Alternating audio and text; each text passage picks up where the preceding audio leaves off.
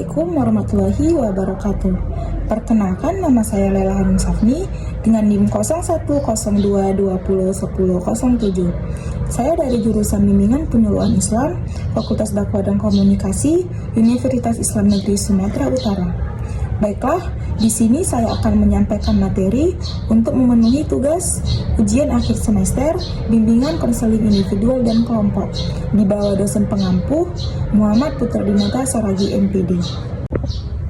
Baiklah, di sini saya akan menjelaskan materi terkait tentang teknik penjelajahan masalah. Dalam proses bimbingan dan konseling dibutuhkan berbagai macam teknik, metode, dan juga taktik untuk dapat meluruskan permasalahan yang dialami oleh klien.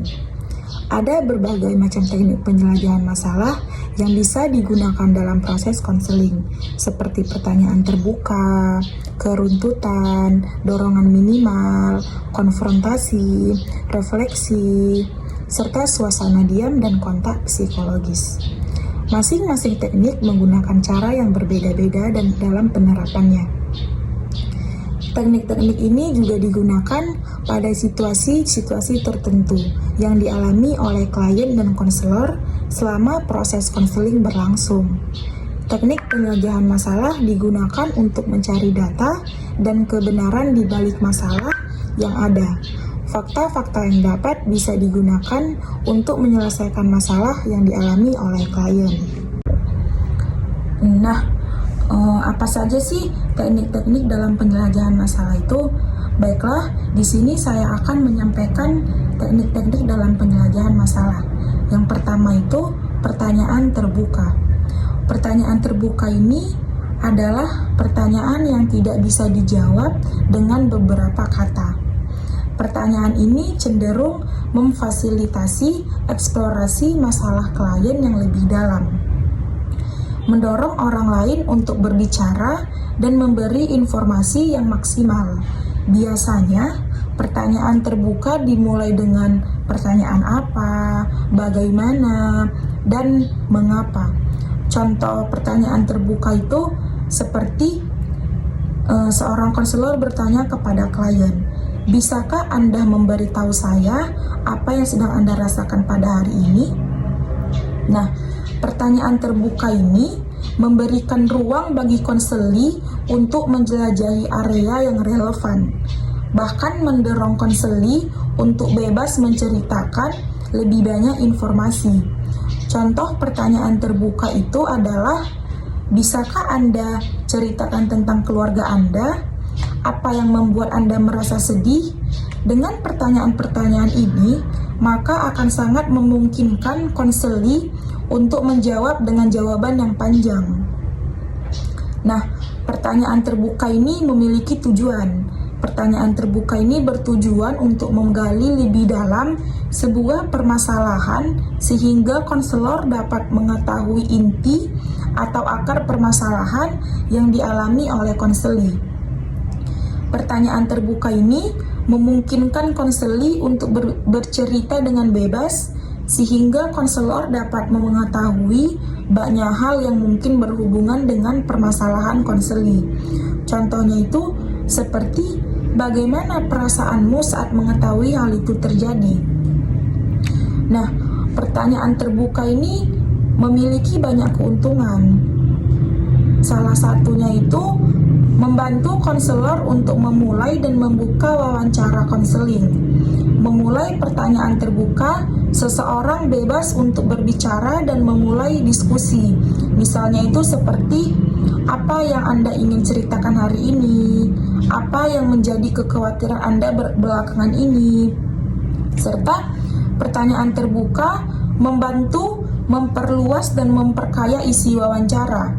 Contoh pertanyaan yang dapat memperluas dan memperkaya isi wawancara itu seperti, coba Anda sampaikan lebih lengkap tentang pengalaman Anda saat mengalami hal itu. Selanjutnya itu, pertanyaan yang diajukan konselor dapat membantu bahwa hal-hal yang bersifat umum ke hal-hal yang bersifat khusus dan konkret. Contohnya itu seperti, kenapa sih Anda khawatir akan hal itu? Sesudah itu, apa yang Anda lakukan sebelum dan sesudah dia marah? Terus selanjutnya keuntungan yang lain itu, pertanyaan ini diperlukan konselor dalam upaya mendiagnosis dan memberikan penilaian tentang masalah setiap klien. Apa masalah klien, bagaimana detail kejadian itu, apa yang terjadi pada dirinya saat itu, dan lain-lain. Yang bisa dikupas tuntas melalui pertanyaan terbuka serta pertanyaan tertutup yang bisa digunakan oleh konselor tersebut. Teknik penjelajahan masalah yang kedua itu yaitu keruntutan. Apa sih keruntutan ini? Nah, dalam konseling, konselor perlu memahami apa yang klien katakan dan mampu mengkomunikasikan pemahaman konselor itu kepada klien tersebut. Untuk dapat melakukan hal tersebut, konselor harus mengikuti pokok pembicaraan klien. Konselor di sini berusaha memusatkan perhatiannya pada apa yang dikatakan oleh klien tersebut, yang seperti tidak menyimpang atau membelok-belokkan arah pembicaraan klien tersebut, atau menambah-nambahkan pengertian lain terhadap isi pembicaraan selain yang dimaksud oleh klien tersebut.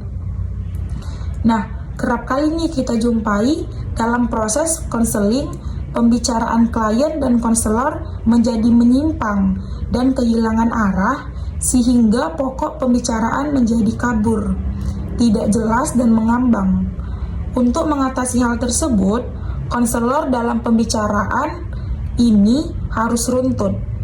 Nah, keruntutan yang dimaksud itu akan membawa proses konseling menjadi terarah, hingga pada akhirnya sampai pada titik temu permasalahan yang dialami oleh klien tersebut. Keruntutan juga mendorong semakin dalamnya proses penggalian masalah dalam diri klien tersebut, mengembangkan pembicaraan dan memelihara fokus konselor serta klien tersebut dalam membicarakan materi atau pokok masalah klien tersebut. Bagaimana sih contoh pembicaraan konselor dan klien dalam teknik keruntutan ini? Nah, di sini saya akan memberikan contohnya. Contohnya itu klien ini mengatakan, "Bu, saya sedang bingung." Nah, konselor pun menjawab, "Apa yang membuat Anda bingung?" Terus klien menjawab lagi, "Saya disuruh mengambil keputusan yang menurut saya lumayan berat, Bu." Terus konselor pun menjawab, "Keputusannya itu tentang apa?" Terus klien mengatakan, "Saya disuruh memilih melanjutkan pendidikan S2 atau menikah." Terus konselor menjawab, "Bisa tolong Anda jelaskan apa yang sedang terjadi?" Nah, di sini seorang klien itu akan menceritakan semua situasinya dengan runtut dan tidak membelok-belokkan, dan permasalahannya itu jelas yang membuat seorang konselor ini ngerti apa yang dikatakan oleh klien tersebut. Untuk yang selanjutnya itu, teknik penjelajahan yang selanjutnya itu dorongan minimal. Apa sih dorongan minimal ini? Maksud dari dorongan minimal ini adalah teknik untuk memberikan suatu dorongan langsung yang singkat terhadap apa yang telah dikatakan oleh klien. Upaya yang dilakukan seorang konselor agar kliennya selalu terlibat dalam pembicaraan serta klien bisa lebih membuka diri. Nah, dorongan minimal ini adalah isyarat, anggukan kepala, sepatah kata atau suara tertentu, gerakan anggota badan, atau pengulangan kata-kata kunci yang menunjukkan bahwa konselor mempunyai perhatian dan ikut serta dalam pembicaraan klien. Nah, dorongan minimal ini hendaknya digunakan sejak awal proses konseling dengan alur yang wajar. Dorongan minimal bisa menjadi bukti bahwa konselor ikut serta dan terlibat dalam kegiatan konseling. Sebaliknya, jika tidak ada dorongan minimal dalam proses konseling, bisa mengakibatkan berkurangnya keyakinan klien terhadap konselor selama kegiatan konseling berlangsung. Nah, adapun tujuan dari dorongan minimal ini adalah agar klien terus berbicara dan dapat mengarah agar pembicaraan mencapai tujuan. Dorongan ini diberikan pada saat klien akan mengurangi atau menghentikan pembicaraannya, dan pada saat klien kurang memusatkan pikirannya pada pembicaraan atau pada saat konselor ragu atas pembicaraan klien tersebut. Nah, contoh dari dialog dorongan minimal ini seperti klien mengatakan, "Saya merasakan putus asa, dan saya nyaris." Di sini klien langsung menghentikan pembicaraan tersebut, dan konselor pun menjawab, "Ya." Terus klien menjawab, "Saya nyaris mengakhiri hidup saya." Nah, di sini konselor harus mendorong agar klien itu tetap mau menyampaikan apa yang sedang dia rasakannya dengan teknik-teknik dalam dorongan minimal ini. Selanjutnya, teknik penjelajahan masalah selanjutnya itu adalah konfrontasi. Konsep dasar konfrontasi berasal dari konseling Gestalt. Gestalt itu sendiri merupakan jenis pola yang unik, terdiri dari bagian-bagian yang terdiri dalam bagian yang terintegrasi dalam satu keseluruhan. Kemudian, teknik ini muncul di banyak pendekatan lain dan tersembunyi dalam pendekatan humanistik dan eksistensial serta microskills. Teknik konfrontasi adalah teknik tantangan untuk membantu konseli menganalisi naratif mereka dari diskrepansi dan kontradiksi antara kata dan perbuatan konseli tersebut. Diungkapkan oleh Knapp bahwa konfrontasi merupakan perangkat yang dilakukan konseli dengan hati-hati dan sadar dalam menunjukkan kontradiksi dari pikiran, tindakan, perasaan yang dialami oleh konseli tersebut. Menurut para ahli, yaitu Lehman, konfrontasi merupakan teknik yang menantang konseli untuk melihat adanya inkonsistensi antara perkataan dengan perilaku atau perbuatan atau bahasa ide, dan ide awal dengan ide berikutnya, senyum dengan kepedihan dan sebagainya. Tujuan dari teknik konfrontasi ini adalah untuk mendorong konseli mengadakan penelitian diri secara jujur, meningkatkan potensi konseli, membawa konseli kepada kesadaran adanya diskrepansi, serta konflik atau kontradiksi dalam dirinya. Teknik konfrontasi diimplementasikan untuk membantu konseli dalam menganalisis kepercayaan diri melalui pertentangan antara kata dan perbuatan atau diskrepansi individu tersebut. Nah, menurut para ahli, yaitu Erfurt, langkah yang digunakan untuk mengimplementasikan teknik konfrontasi itu adalah sebagai berikut.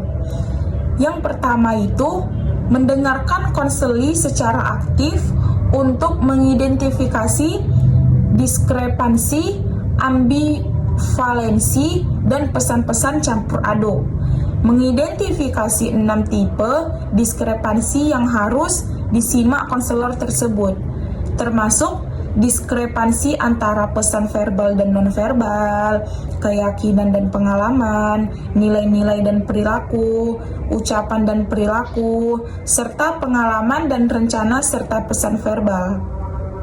Yang kedua langkahnya itu adalah konselor profesional membantu merangkum dan mengklarifikasi diskrepansi konseli.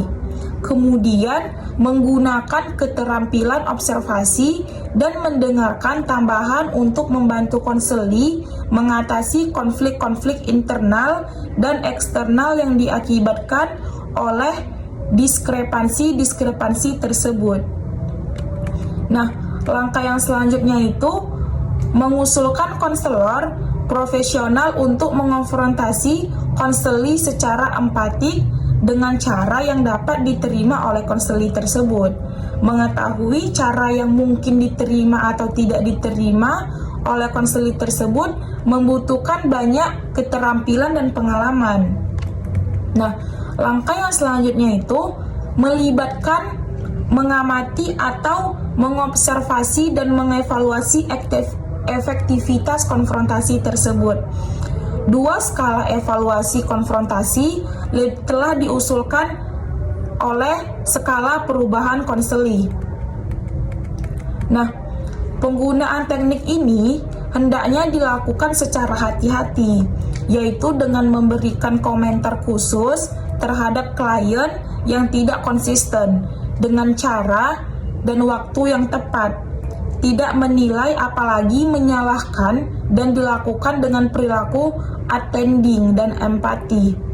Konfrontasi ini bersifat membantu klien, bukan dalam artian untuk menyerang klien, tetapi hanya dibatasi pada komentar-komentar khusus terhadap perilaku klien yang tidak konsisten atau menyimpang.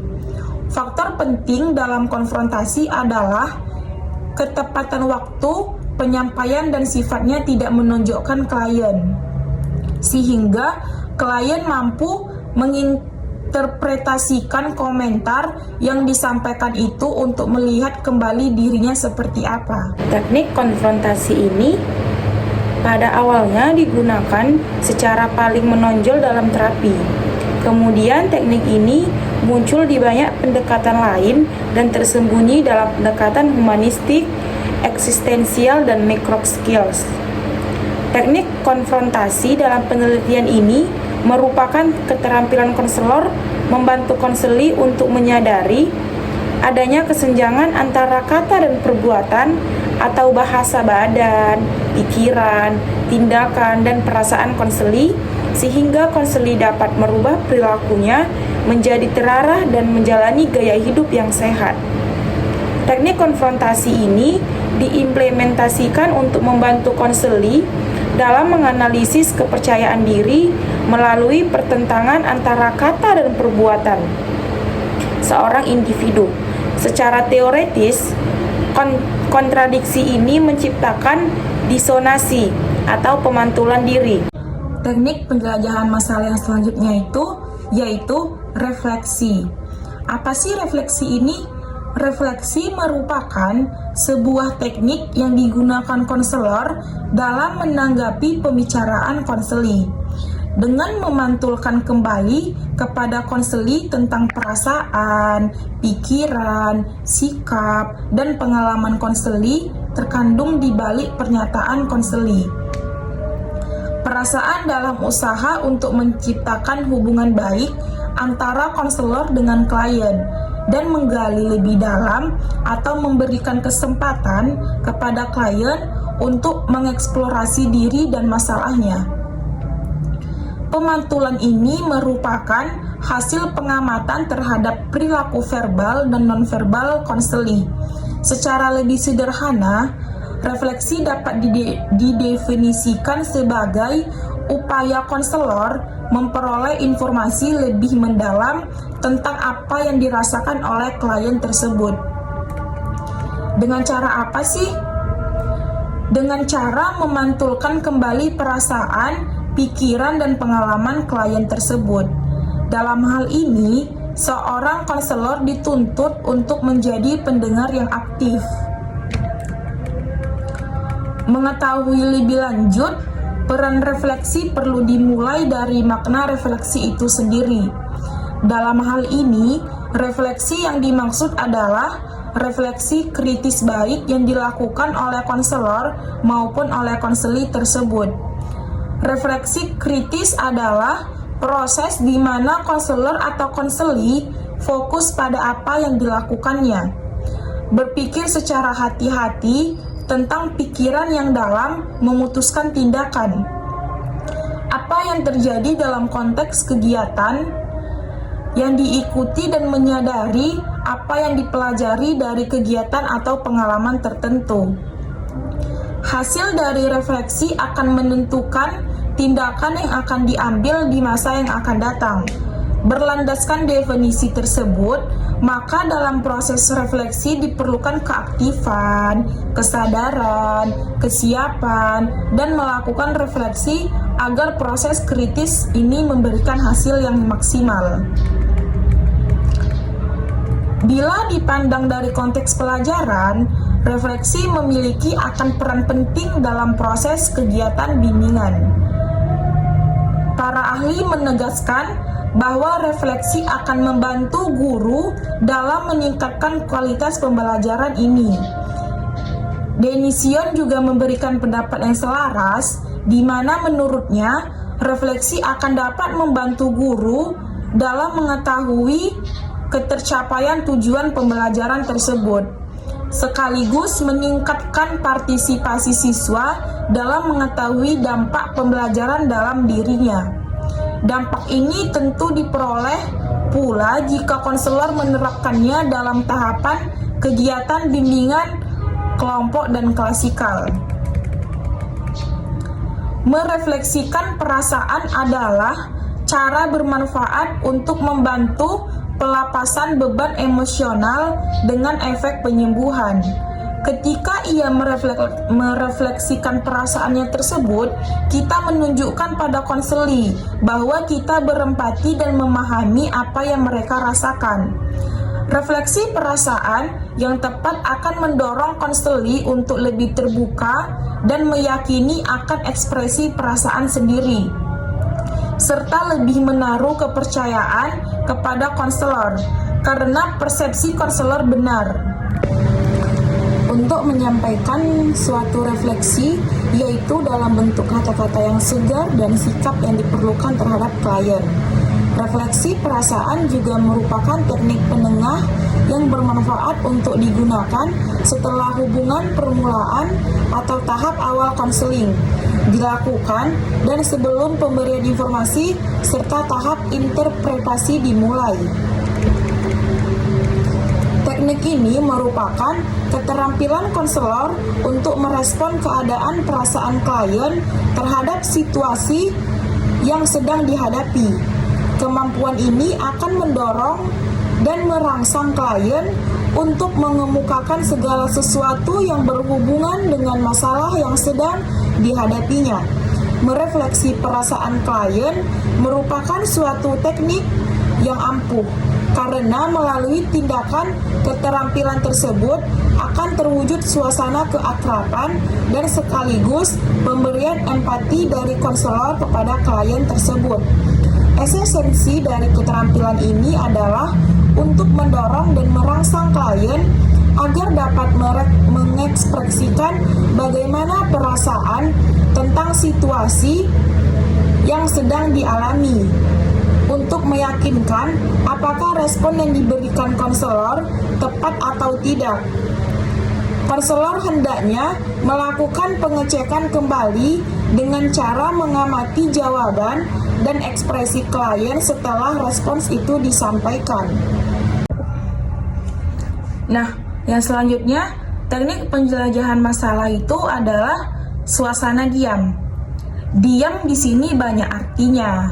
Orang yang diam bisa berarti sedang mengalami kebingungan, bisa juga sedang memikirkan sesuatu. Dalam proses konseling, dapat terjadi bahwa klien dan konselor sama-sama terdiam. Keadaan ini dapat terjadi misalnya setelah konselor melakukan konfrontasi kepada klien tersebut. Suasana diam di sini yang akan dibahas adalah diamnya sejenak klien ataupun konselor dalam proses konseling. Pada suasana diam ini, konselor memberi kesempatan pada klien untuk memikirkan, memahami, menghayati, dan merasakan suasana yang terjadi, terutama dalam diri klien tersebut. Dalam suatu proses konseling, keadaan diam atau tidak bersuara dapat merupakan suatu teknik hubungan konseling. Adanya diam dari pihak konselor mempunyai manfaat bagi proses konseling. Manfaatnya itu mendorong klien untuk berbicara dan membantu klien untuk memahami dirinya dan dapat menimbulkan rasa percaya diri seorang klien tersebut. serta memberikan kesempatan berbicara secara leluasa, mengatur pemikiran dan menenangkan diri. Sedangkan manfaat bagi konselor, suasana diam ini dapat memberi kesempatan untuk berpikir lebih lanjut. Konselor diharapkan peka terhadap suasana diamnya klien. Berikan kesempatan kepada klien untuk mengakhiri suasana diam itu dengan mulai lagi berbicara. Jika diam klien untuk enggan melanjutkan konseling, konselor dapat secara terbuka membicarakan keadaan ini dengan klien. Apakah klien akan meneruskan hubungan konseling atau tidak? Dengan cara ini, klien benar-benar merasa bahwa dirinya diberi kesempatan untuk menentukan jalannya proses konseling tersebut. Diam di sini bukan berarti tidak terdapat komunikasi antara konselor dan klien. Akan tetapi tetap ada, yaitu melalui perilaku nonverbal. Idealnya, teknik diam itu paling tinggi 5-10 detik dan selebihnya dapat diganti dengan dorongan minimal. Tujuan diam ini adalah menanti atau menahan klien untuk berpikir, dan selanjutnya sebagai proses jika klien bicara berbelit-belit dan perbedaan pendapat ketika konseli berbicara dengan cara yang membingungkan. Dan tujuan selanjutnya itu menunjang perilaku attending dan empati sehingga klien bebas berbicara tanpa adanya halangan. Nah, di sini saya akan memberikan contoh ilustrasi dialog dalam suasana diam itu seperti apa sih? Nah, di sini konseli mengatakan, "Saya tidak puas dengan perilaku pendidik tersebut." Dan konselor pun hanya begini, dan dia diam. Dan konseli pun menjawab, "Saya apa yang harus dilakukan? Saya tidak punya petunjuk." Terus konselor juga diam. Suasana diam mempunyai berbagai makna, antara lain yang pertama itu penolakan atau kebingungan klien. Yang selanjutnya itu klien atau konselor telah mencapai akhir atau suatu ide dan semata-mata ragu menyatakan apa yang akan disampaikan selanjutnya. Dan selanjutnya itu kebingungan yang didorong oleh kecemasan atau kebencian. Dan selanjutnya klien mengalami perasaan sakit dan tidak siap untuk berbicara. Dan selanjutnya klien sedang memikirkan apa yang dikatakan oleh konselor tersebut.